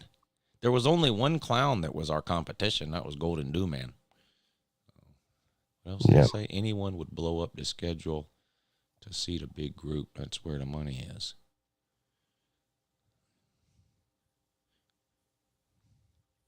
Yeah. None of them have any sense that God gave a clown. What's this guy mad about? He couldn't afford to come or what? I don't know. Mad at himself. We'll chip in. We'll get you there next year. Yeah. Start a GoFundMe for Up and Smoke Travels. Yeah. You can Up and Smoke travel to wherever the next Slob Olympics is. Hell, if Crimson Brave can travel all the way to the Slob Olympics just to sit by himself and twiddle his thumbs for 3 days while nobody talks to him for 72 hours, then I'm pretty sure you can do the same. Well, we always say anybody can come, even you. Free country. Yeah. So, but yeah, we had a good time. So that was Thursday night. Friday night, which was the night before the Slobs, we talked a little bit about that earlier. We all went out to eat at the Coconut Joe's, and then wasn't that the night afterwards we went to that Lawrence's place with Scott Kerr? Yeah. Oh, we haven't even talked about Scott Kerr. Yeah, I know. I mean, you talk about Raj. Scott Kerr is in second place. Like I've never seen a white person drink that much tequila. I haven't. I'm not gonna lie. He drank 6 or 7, not shots. They were you know how, like you might order a mixed drink, like you might order a vodka cranberry, like that size cup of straight tequila. Yeah. At dinner. Yeah. I was like, wow. So he brought a whole bottle of tequila down with him, which I don't think we ever went to his room or anything. So he might not have drank any of that. I don't know, but we were out waiting on the table, and of course, well, like we said, we were waiting out there for a while. There were a big group of us, and you know that little smuggler's place right next door. Well, they were serving drinks there. It was 10 feet away. And so we're sitting there, and the guy comes out and he says, we're waiting on a couple more tables. It's probably going to be like 15 or 20 more minutes. So Scott goes, I'm about to go. You want to go get a drink? And I said, yeah, let's walk over to the Smugglers, get a drink. So he goes over and gets a tequila. And it's like you said, he doesn't order it's not like a margarita or something. No. It's tequila on the rocks. It's a tequila drink. Yeah. Just straight tequila on the rocks. Yeah. So, well, back up. When we went to make the reservation, we stopped at that place and got a tequila drink. Then we're waiting out there to get to the table. We walk over there. He gets another tequila drink. Then we go in and get seated. And I don't know, 3 or 4 of them while we're sitting there. Yeah. And I don't know how long he lasted after. Oh no. Then after that, we went to the Lawrence's place, right? Yeah. And he had another couple there. He probably had at least 10. Yeah. If I would have drank 10 tequila drinks like he drank, I wouldn't have made it back to the hotel. Well, we actually, so after dinner, we actually all went back to the hotel, and we were hanging out there trying to figure out what to do. And I think that's when we decided to go to the Lawrence's place. We walk in there, he's at the bar. Yeah. Like, I don't even think we knew he was there. But we walk in and he's at the bar like Norm from Cheers. Like everyone there knows him. He's got his tequila thing there. It was weird. He did tell me he was going there before he went there, but I did forget because I said, we're all going to go check out that dinghy place. And he goes, why? I think I'm going to head down to Lawrence's, and I'll catch up with you guys later or something. He said, the dinghy's not my scene. He's kind of like Raj, like you said. He didn't do the Sherry's and Terry's deal, but he basically said the dinghy's not my deal. He's Scott Kerr's classy guy. Yeah. He wants to go sit in a classy bar. He don't want to go to the dinghy. So once we realized that the dinghy was just not going to happen, I walked in and Raj might have lasted longer in there. I walked in and walked out. That's what within I did. 2 seconds. Yeah. Well, we all did together. Yeah. And so then we made our way down to Lawrence's, but yeah, that place was nice. And then we ended up on the back deck there, which is really impressive. The deck was bigger than the restaurant was. Huge. And it had a whole nother huge bar out there, except it was all closed down. It was just seats out there. But yeah, that place was cool too. Yeah. Apparently it's popular because when we went back there on Saturday night, it was a 2-hour wait. Yeah, but they closed like weirdly early on Friday. Because remember they came and kicked us out. Not like kicked us out because we were doing something wrong, but they're like, we're closing up. Y'all got to come pay your bill or whatever. That's another Raj thing that happened. We're all standing in there. This is for a beach place. It's a pretty, nice place. Yeah. And so it was like 11:15 and they start telling us that we have to leave. Well, that pissed Raj off. What in the hell kind of bar closes before 11 o'clock on a Friday night? Or whatever, Thursday, whatever. What night was that? Friday night, right? Yeah. Yeah. He was mad. He's big mad about that. And so he kept saying that over and over and over again. The waitresses are trying to ignore him. Oh my God. Yeah. Then we go back. We did go back to the hotel after that, and it was real windy that night, Friday night. So we didn't hang out at the pool because it's like open to the wind or whatever. But there's that balcony on the second floor right off the pool. It overlooks the street there, and we all hung out there for a long time. Some people longer than others. And we ended up having a visit. Now this was after I think I lasted till maybe 12:30 or 1. I went to bed, and but I don't know where you went to bed even earlier than that, like 12:30. I think you left. Well, I went to bed at midnight on the dot. That's right. That's right. That was by choice. Apparently, at around 3 a.m., like two people from the Navy showed up, and one of them jumped in the pool. You heard that story, didn't you? Yeah, the whole thing is weird because the pool was never locked. There was no lock on the pool. No. So yeah, it closed at 10 or whatever they said, but you could go in there. So that tells you how inebriated this guy was. Yeah. That he walked up and didn't even check, or maybe he did try to check and just couldn't figure out how to get in the pool because it wasn't locked. So he scales the fence Yeah. to the pool to get in there. And then you can tell the rest of the story. You know, what transpired after that. Well, he took off all his clothes and jumped in the pool naked. Yeah. And was And like swimming laps and shit, like in the pool. And then started beating off in the pool. Yeah. And like I said, me and Pete were long gone by this point, but there was, I don't know how many people were still out there, 10 or 15, I think, at 2 or 3 in the morning. Slob Olympic people were still out there hanging out, and they're like, this guy's naked in the pool, whacking it off. Well, then this other guy that's in, so that was the one guy. This other guy, they see this other guy walking down the street, and he's hollering somebody's name like he's looking for somebody. And it's obvious, I guess, that he was in the Navy just like the other guy was. So they put 2 and 2 together, and they're like, he must be looking for that guy that's in the pool. Because that guy wasn't staying at the hotel.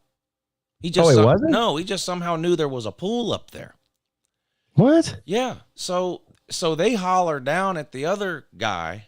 They're like, hey, are you, I think he's up here in the pool or whatever. And he comes up there, and basically the guy's like, don't tell me he took his clothes off and jumped in the pool again.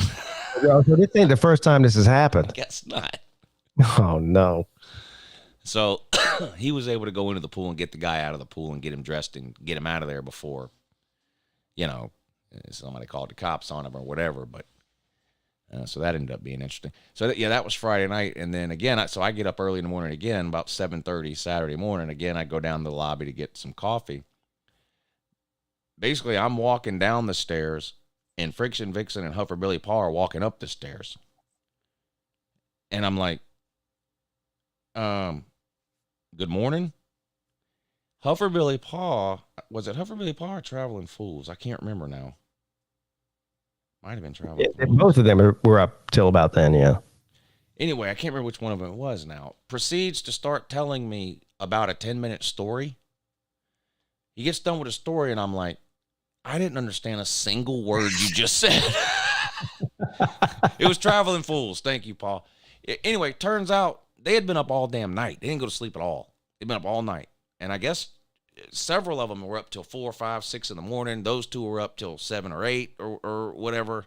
But he tells me this long story. I still don't have any idea what he was talking about, who he was talking about. I didn't understand a word he said.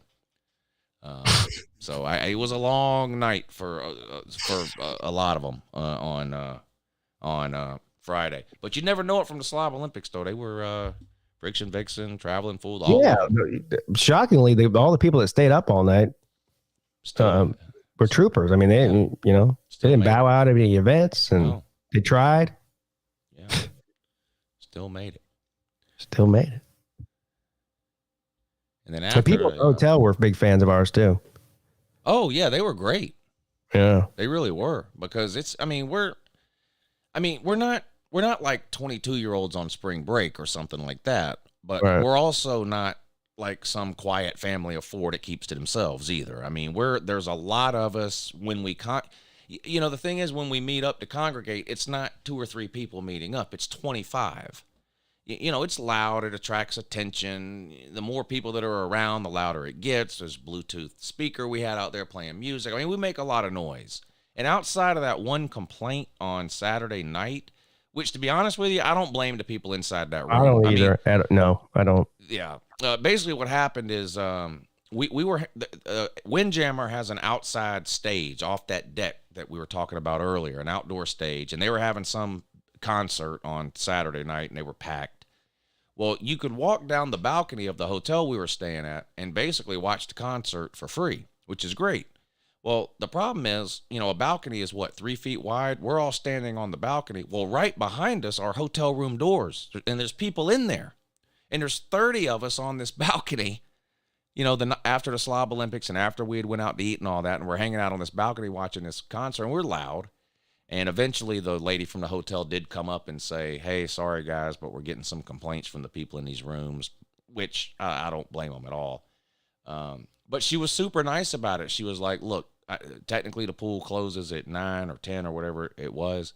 She said, but, you know, we're not going to lock it, and y'all are welcome to hang out there as long as you want. Try not to make a whole lot of noise, but at least that's away from all the rooms, and y'all can do your thing there. So they were cool the whole time. And you even mentioned them talking about our YouTube channels, and they knew about the Slob Olympics and all that.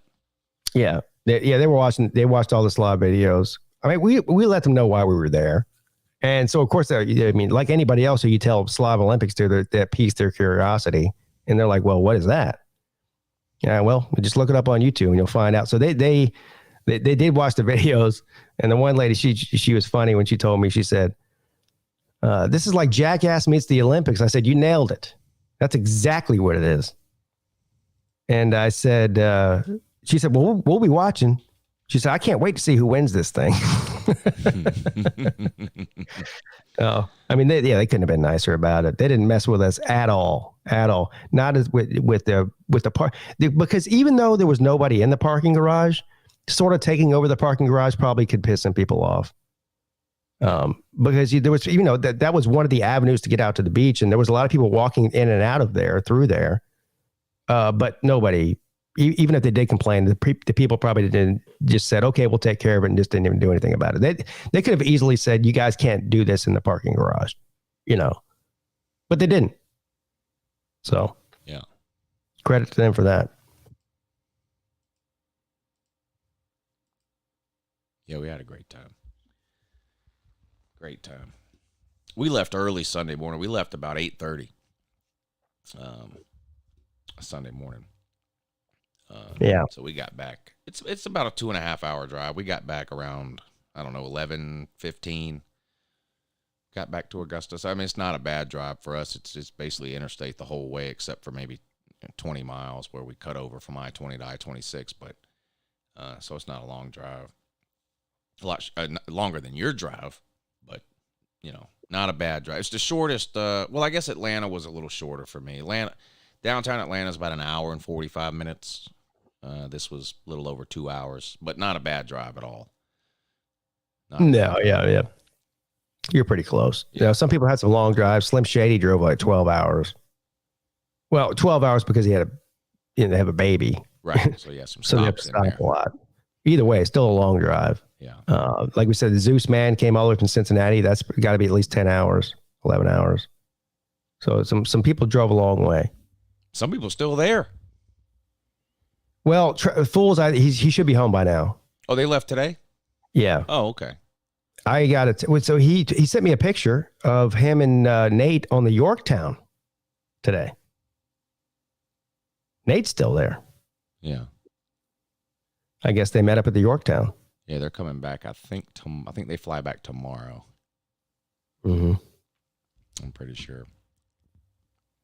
They fly back tomorrow. But yeah, it was a great time.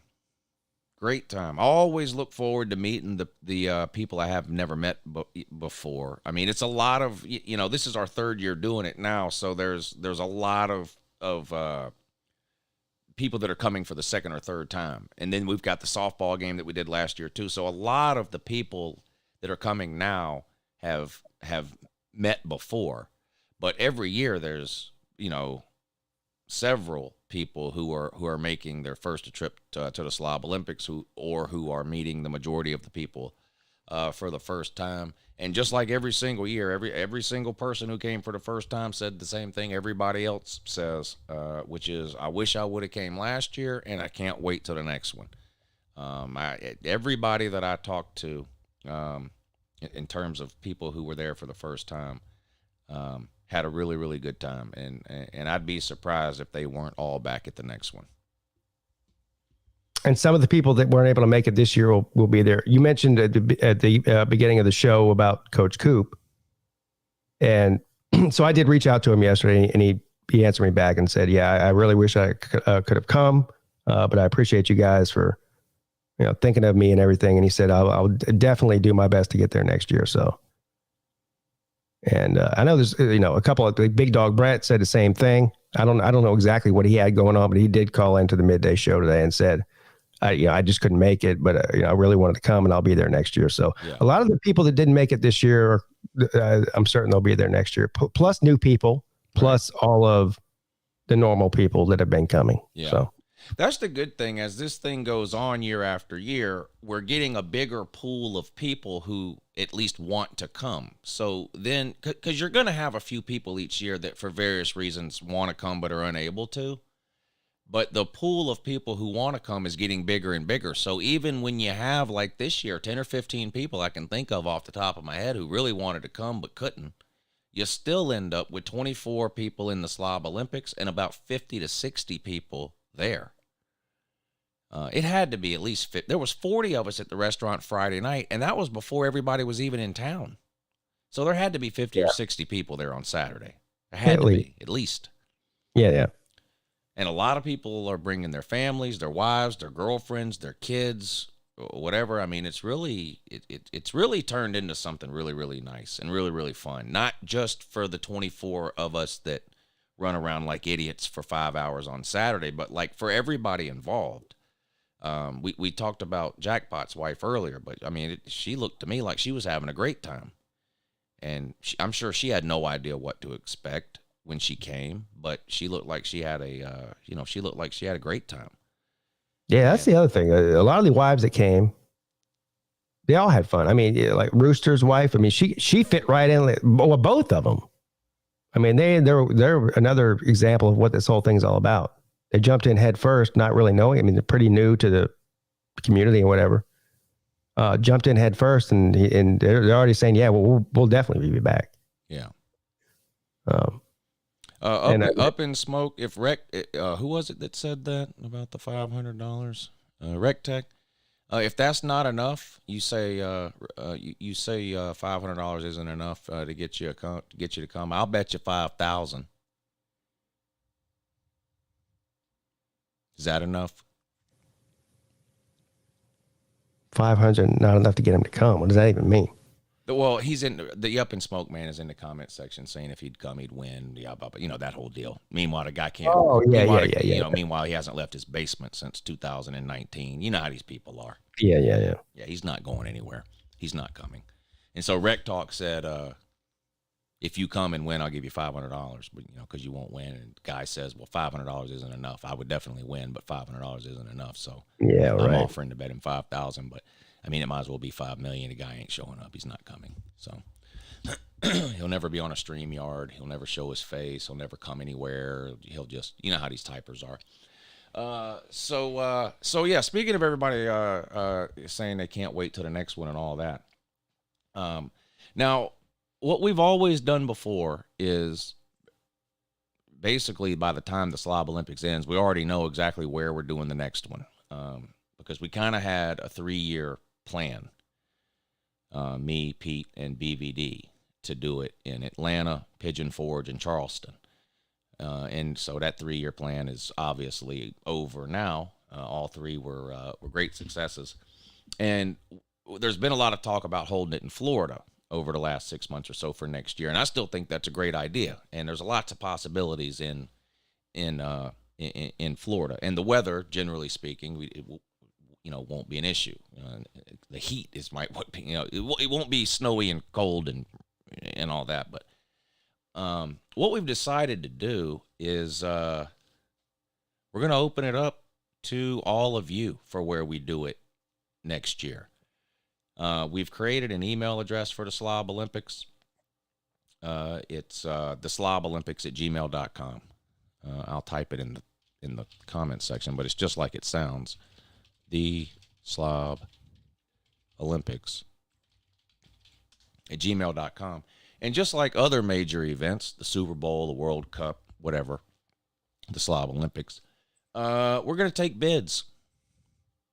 Let us know why we should do the Slob Olympics either in your hometown or wherever it is you're suggesting that we do it. It doesn't have to be your hometown, but let us know why we should do it there. Now, all three of us that have hosted the Slob Olympics in the past, myself, BVD, and Pete, there's work that goes in. Don't just send me an email that says, hey, you should do the Slob Olympics in whatever, Jacksonville.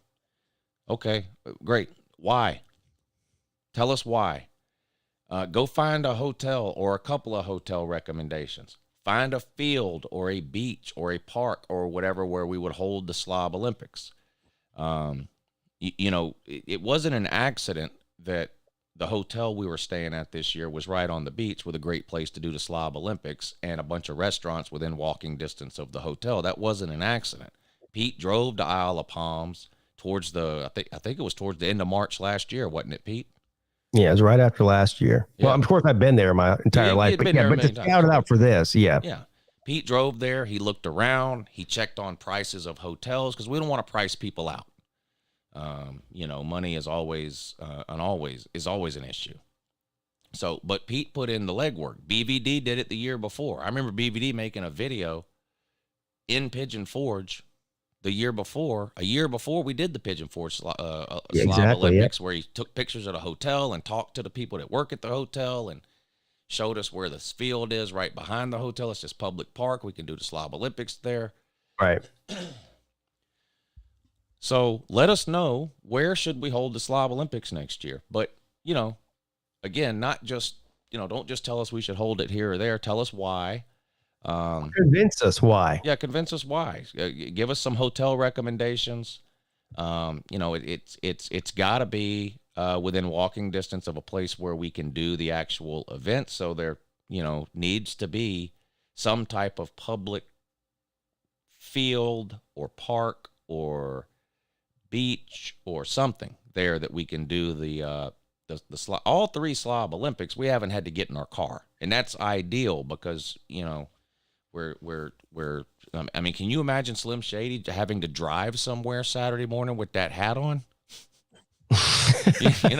So it just works out great if we can walk out of our hotel and walk directly to wherever we're doing the Slob Olympics. So yeah, I think that the whole driving from the hotel or wherever we're staying to where we're doing it is just it's a non-starter. I mean, I just don't think it's possible when you have 30 and 40 and the amount of people are competing every year growing. And then not just the people that are competing, the people who are watching. It's just driving to the event from where we're staying is just not.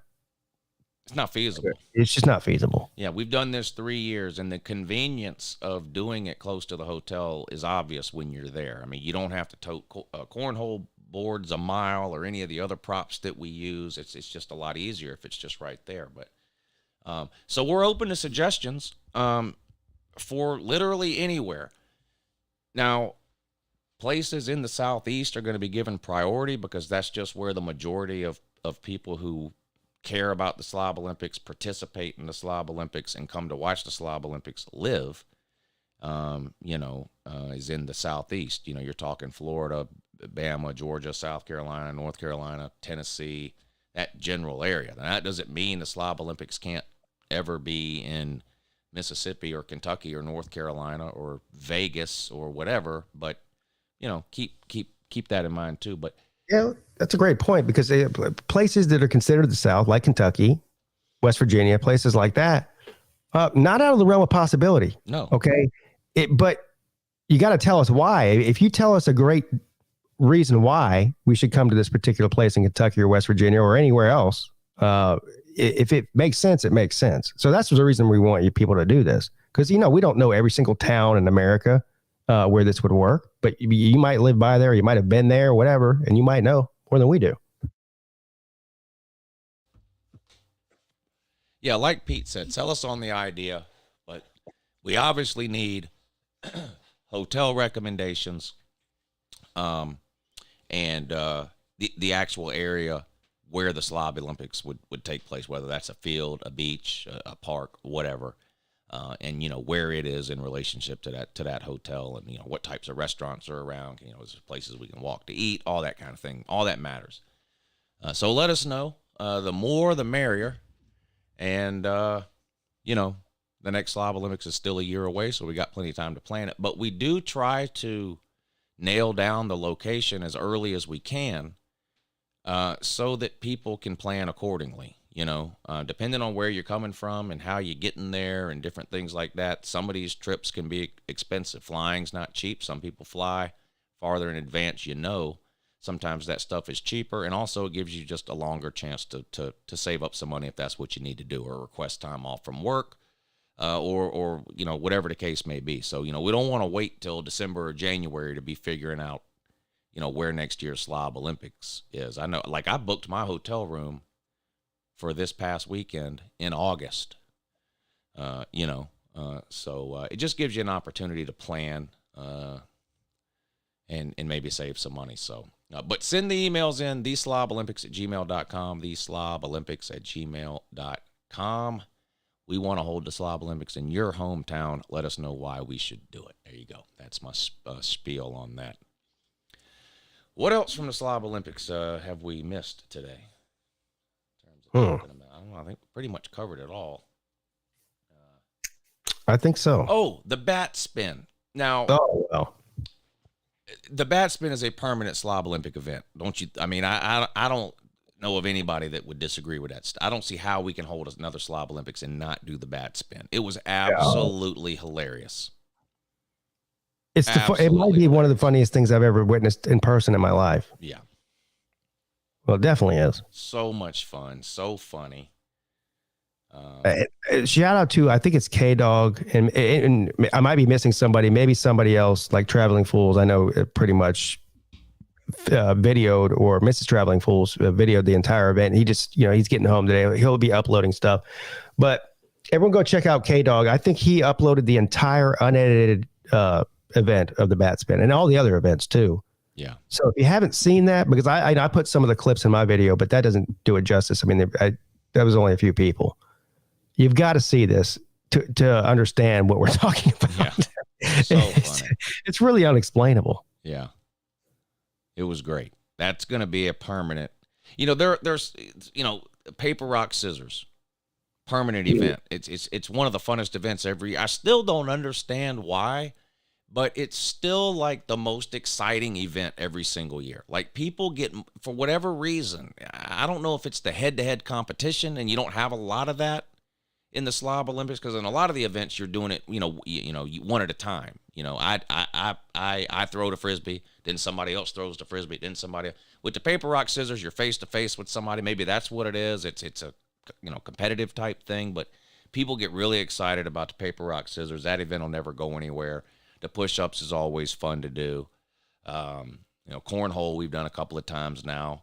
That's always going to be in the rotation, even if it's not something we're doing every year. It's going to be definitely stay in the rotation. But the bat spin is not going anywhere. That was so much fun.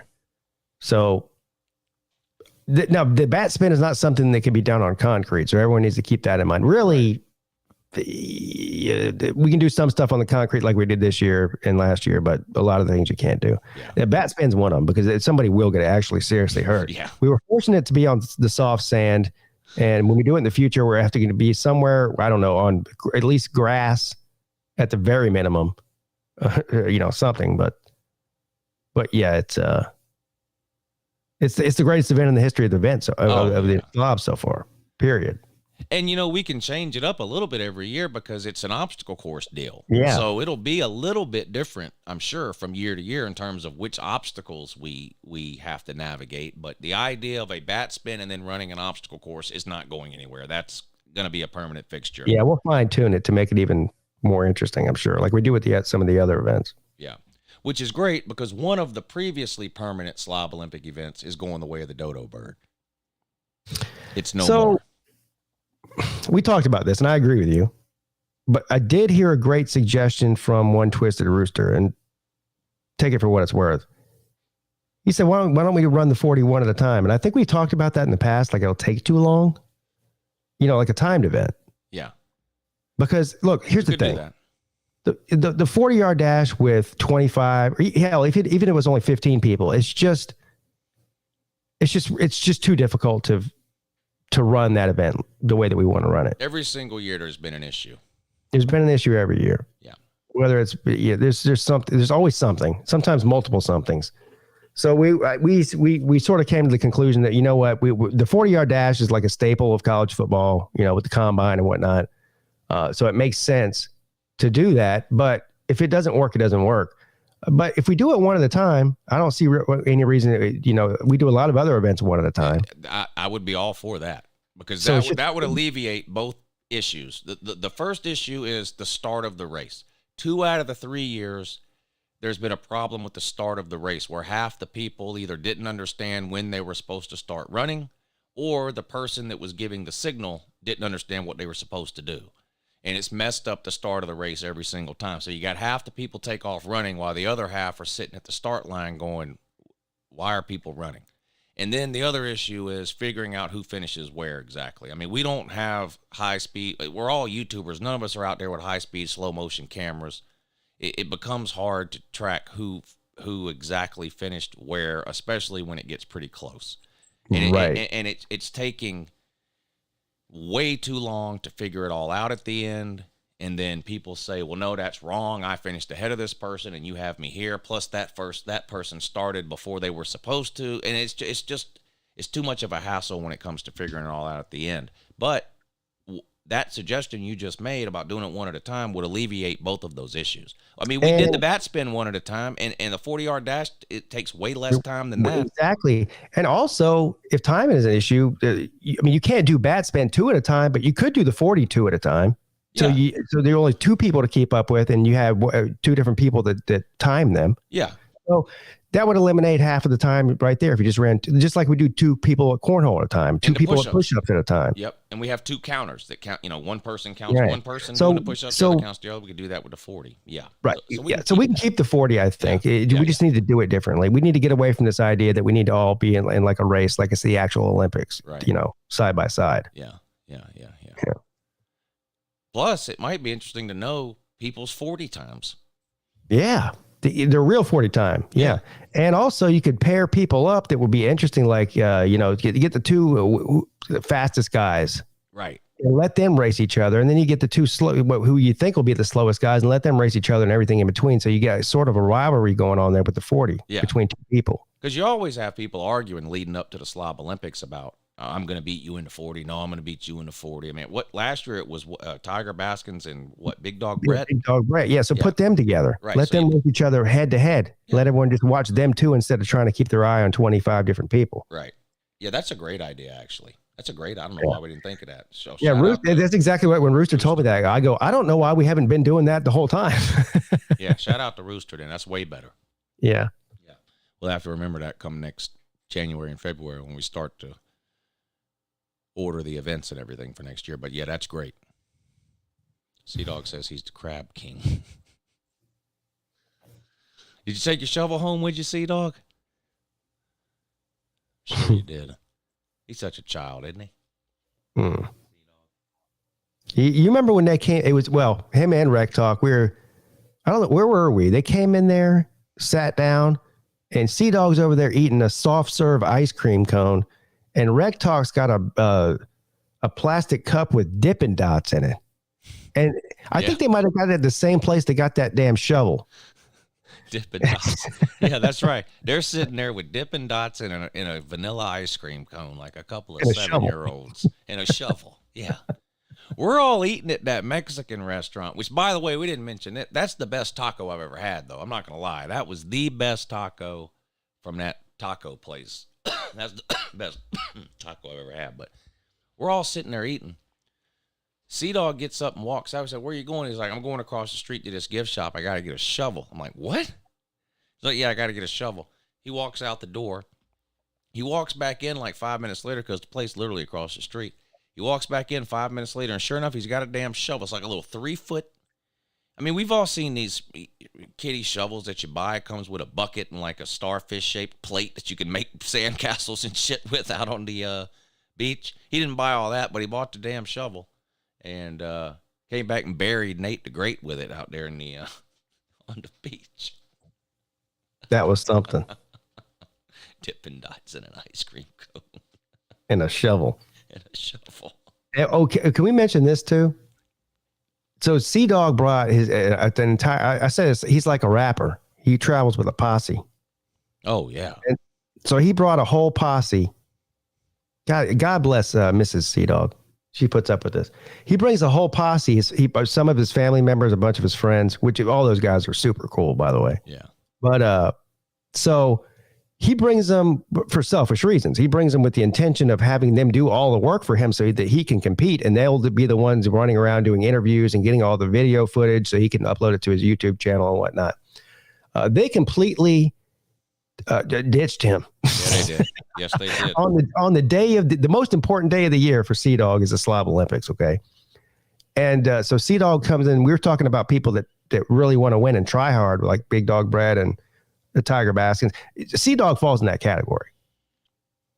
He really wants to win this thing very bad. And he tries really hard in every event. And it's so much so that he even brings a posse with him to do all of his legwork so that he can focus on winning. It completely embarrassed him. They didn't even make, when we went out to the beach to do the events, they didn't even make it to where we were. They got distracted by a lot of quote unquote distractions, if you know what I mean, on the way. Scenery. And they made new friends. And, I think somebody said, hey, aren't you going to come over here and help out your boy Sea Dog? Stevie J yelled out, who's Sea Dog? You know,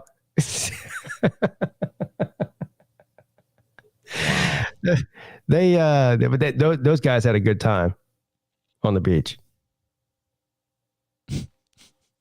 A really good time. Too much fun, I think. He's the only person I know with an entourage that doesn't ever hang around with him.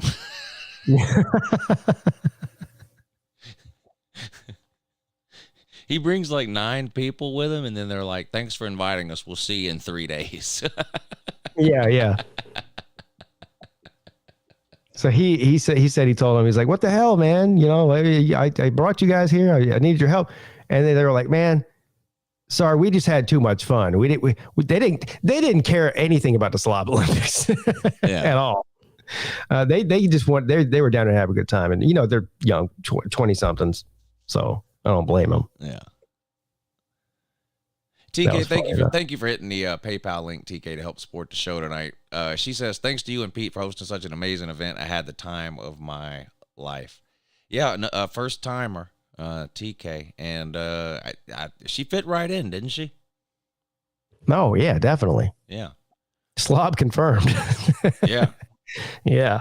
Her and BA and Mrs. Pete are peas in a pod. Those three. Yeah, they are. Yeah, connected at the hip. I don't know. You know, sometimes when you meet new people, or not new people, but people that you haven't really met before in person, it's different than online. Sometimes you're still a little bit surprised about how different than they are. But she exactly what I imagined, exactly like she is on YouTube. So not a lot of surprise. I knew she was going to be great before we met her.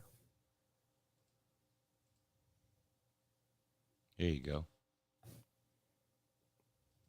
I'm glad she didn't die. Matching costumes, these 3. Except for the fact that in true slob fashion,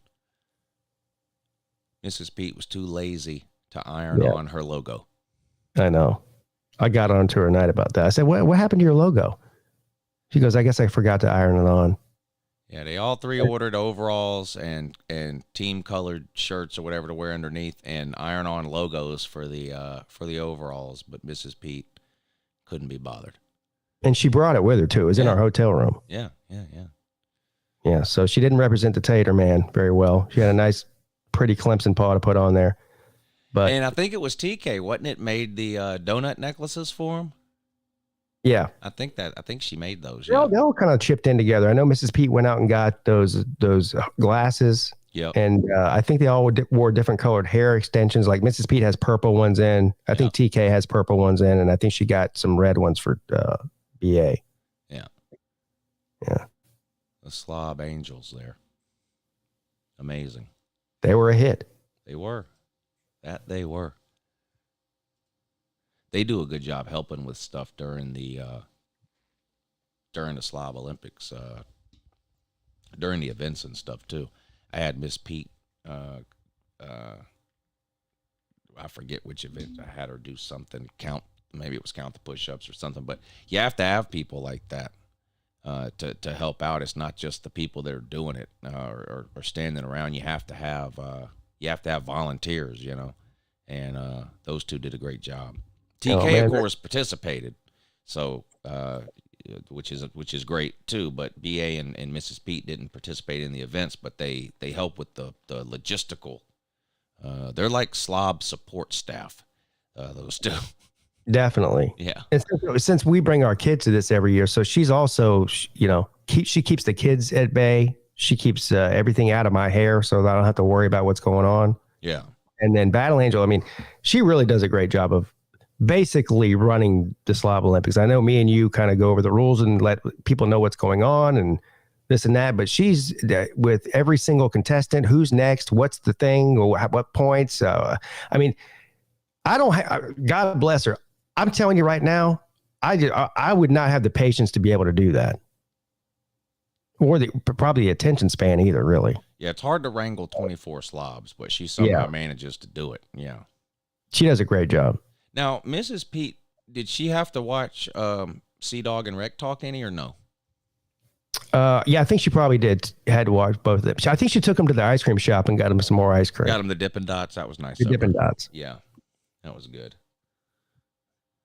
That was good. Slob analysts. Yeah. or as Law Tide would say, analysts. Analysts. Bianal. Bianal. The spelling bee's always funny, so there was the bianal deal, but then there was the other one. I forget who it was. The word was gymnasium. And JYM. Yeah, they spelled it exactly right, except they started it with a J instead of a G. I'm pretty sure that was Nick DTV. I think it was, yeah. Yeah. Yeah. And he said it so confidently, too. Yeah. It's such an easy word, too. Gymnasium. Yeah, that's easy. JYMNASIUM. They're like, wrong. Huh? You said J. Oh, he goes, I meant G. And then Rec Talk made it pretty far towards the end, and then his word was chauffeur, and he goes, oh, so I get a French word? Like, I thought we were doing an American spelling bee. You're hitting me with chauffeur? Really?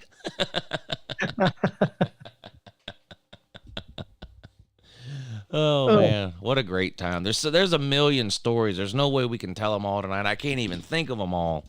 I'm sure over the next couple of weeks on everybody's live shows, Pete's and everybody else that was there. Yeah, Sunday, you've got BA's show coming up. I'm sure TK will be on there. Hopefully Mrs. Pete can come on too. I know she's been real busy with work lately, but make sure y'all stay tuned to all these people that were there that have channels.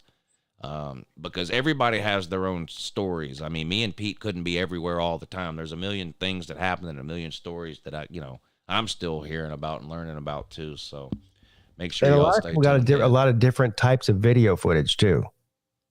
Oh, yeah. The videos. So like I said, with Kevin and also Traveling Fools, I know he got the everything. Well, Mrs. Fools filmed the entire event on their GoPro, so he's got a lot of footage to go through. I know there's more people than just that I'm not thinking of that have footage. BVD got a lot of footage as well. So y'all pay attention to them, because it's, even if you've seen my camera perspective, it's different than it from a different perspective from a different person. Right. I'm looking forward to seeing all that stuff.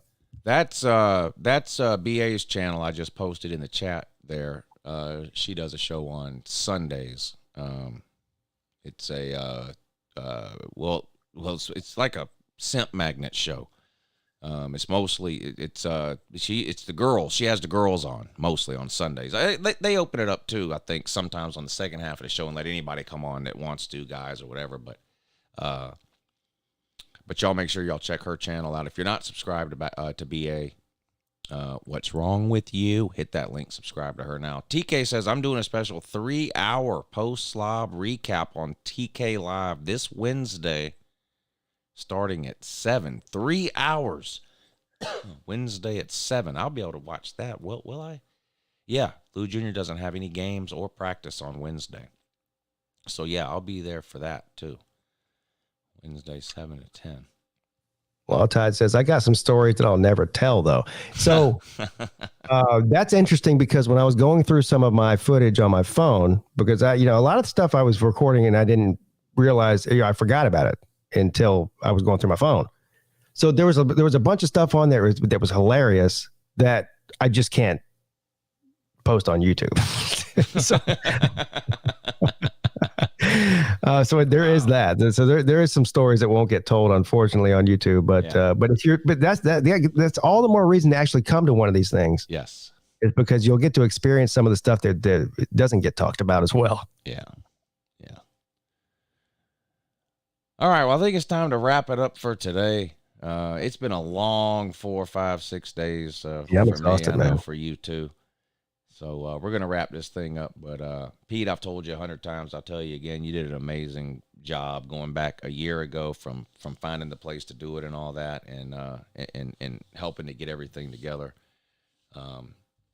If you've never planned anything like this before, it's not dumb luck that 60 people showed up at Isle of Palms this weekend and hung out and had a great time and had good places to eat and good places to stay, and that everything came off as great as it did. It's not luck, and it's not a coincidence. A lot of work goes into putting something like this together. When you're talking about the number of people, I can't even imagine the number of hours that Pete and myself and hell, a lot of other people too, have spent talking about this over the last 12 months to get it to where it was this past weekend. And Pete, you were leading that charge. You did an amazing job. I feel bad for whoever has to host it next year, because this one was really something. Well, I appreciate it.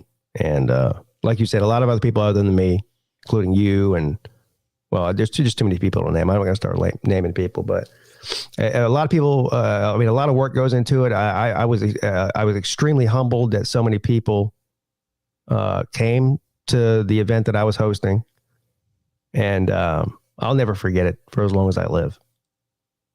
Yeah, it really was great. It really, really was. All right, everybody, we are going to get out of here. Thank you for tuning in. Me and Pete will be back next Monday night. We should continue to rotate this thing to every other channel every other week, in my opinion, but I'll talk to you about that later. But anyway, we appreciate everybody tuning in. Can't wait to do it again. I hope you all enjoy the rest of your week, and have a good morning too.